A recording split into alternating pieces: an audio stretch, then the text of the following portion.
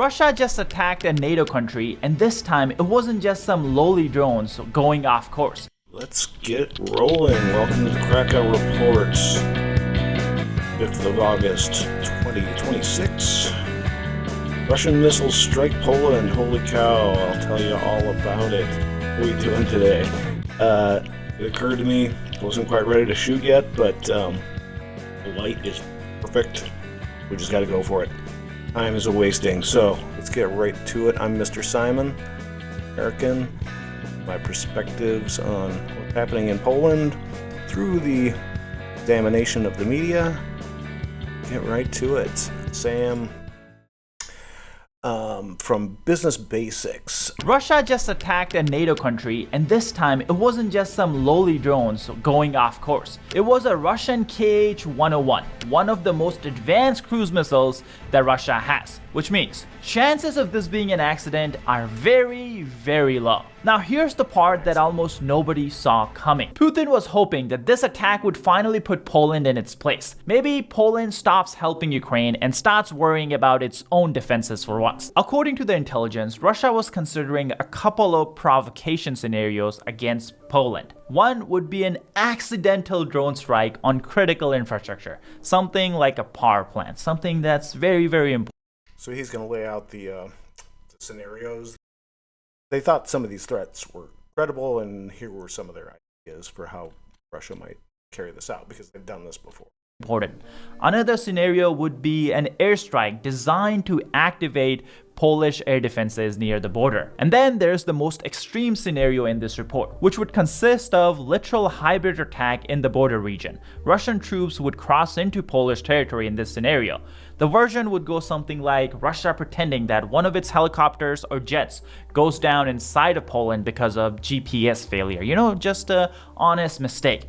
Then a rescue mission gets activated and Russian troops cross into the border to get their guys out. But they never actually leave. They just end up occupying Poland's territory. How they took Georgia. Salami sliced their way on into the country, and before you knew it, they'd invaded. Nobody even noticed. All right. So I like that guy. Yeah. So. And this isn't Ukraine, this is Poland. The Ukrainian border is about 100 kilometers that way. That's how far this missile got. Putin learned something this week. He tested NATO and he got his answer. It's a very cool castle. I've been there. Now he's trying to imply that the missile hit near that castle. That couldn't be. That castle is within an hour's drive of Krakow, and the missile strike was near the Ukrainian border, which is not close, but whatever. Russian cruise missile crashed right here. Tarnowa, Kolonia, Poland, July 30th, 26. They're saying to Poland and left a crater. Polish aircraft scrambled to shoot it down. There were statements, condemnations, but life here in Poland returned back to normal. Russian Mi-17 military helicopter suffers a catastrophic engine failure while flying over Belarus. Their navigation system stops working and they accidentally cross over the border into Poland before crash landing just a few miles inside NATO territory. Moscow immediately dispatches troops to rescue their downed helicopter crew. They establish a defensive perimeter inside Poland and wait for a response from NATO. Now, I've dated enough goth girls in my time to know when I'm being gaslit by Russia. I've dated enough goth girls in my time to know when I've been gaslit by Russia. I don't know. Is this guy AI? I'm not sure.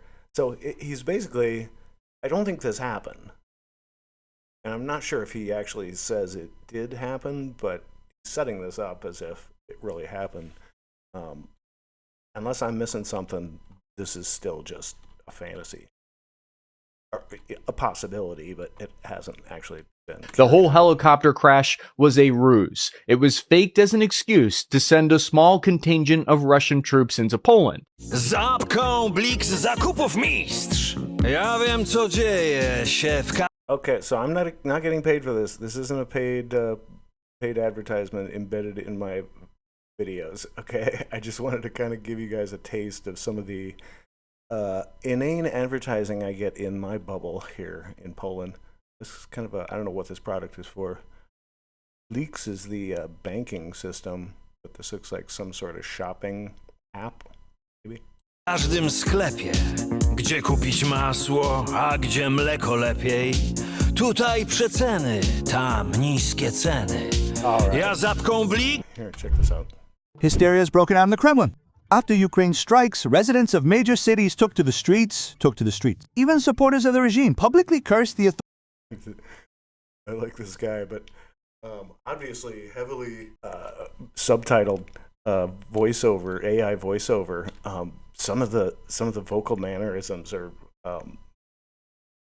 they're funny. Took to the streets. Even supporters of the regime publicly cursed the authorities for the war. Can we hear from the people responsible for our air defense, including those in uniform, about what is preventing them from protecting the motherland?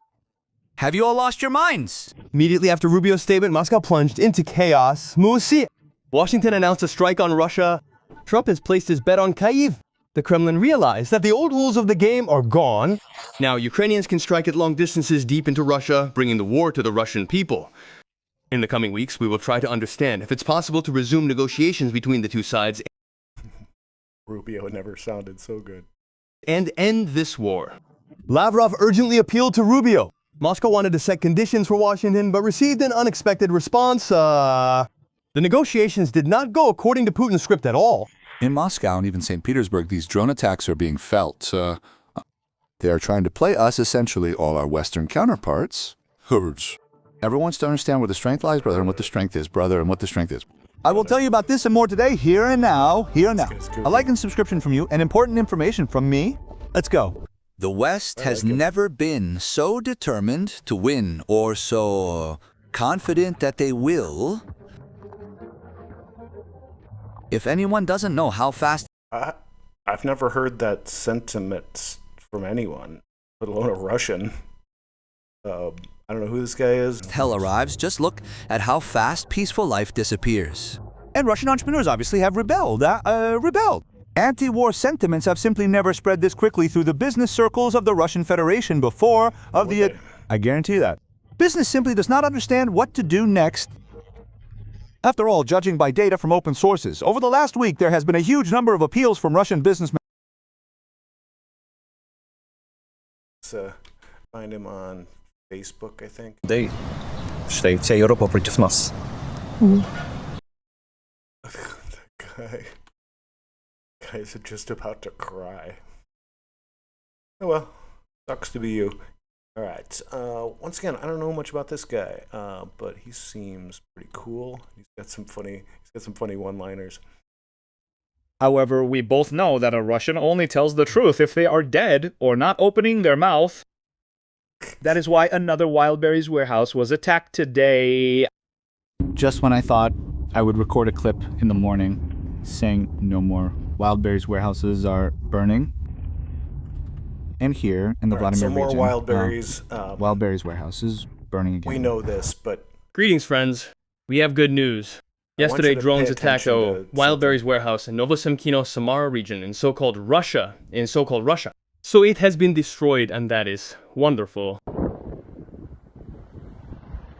so yeah, more destruction of Wildberries warehouses. But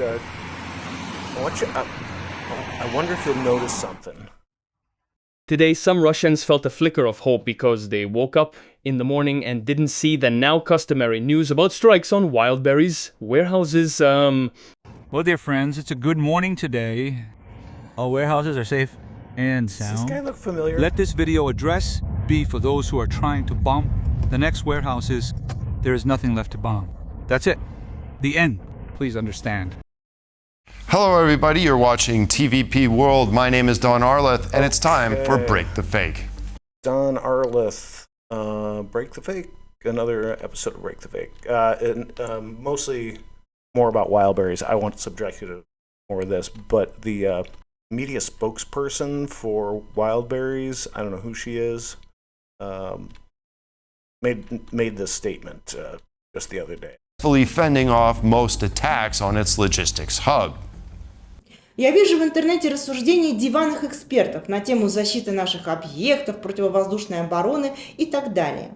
Повторю, наши склады оборудованы всеми доступными средствами защиты. Why, yes, we protect our sites for our investors, and we're continuing to protect them. Don't you worry. Системы защиты. И тот факт, что мы успешно отражаем большую часть атак, тому прямое подтверждение. Это при том, что террористы каждый день усиливают огневую мощь. Например, только на склад в Екатеринбурге, где загорелись машины на парковке, летело более 200 БПЛА самолетного типа. Interestingly, against this backdrop of this news, a new trend has emerged in the Russian information space: complete indifference and resigned acceptance. Yet another whiny blogger lamenting the burning logistics hubs noted that Another whiny blogger lamenting logistic hubs destruction. See if you detect a pattern here. Russians have simply grown accustomed to the daily strikes on warehouses. И вновь утро недоброе. Это 13-й склад маркетплейса Wildberries. Знаете, уже спокойствием так относишься, потому что там мало товара лежало, и слава богу, так говорится, у многих предпринимателей много товаров лежало. Знаете, когда ты уже видишь один за другим, уже как будто бы ко всему привыкаешь, ко всей этой боли, мне кажется, будто привыкаешь, и все нормально.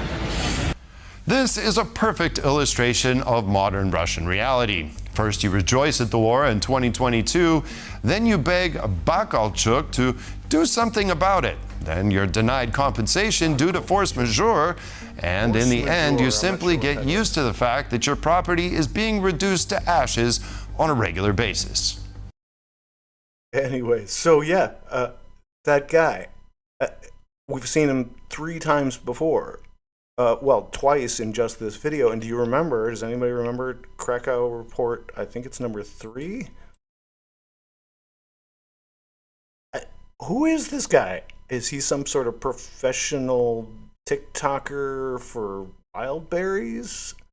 Why does he seem to be the social media persona that pops up every time the Wildberries poor Russian stories come along?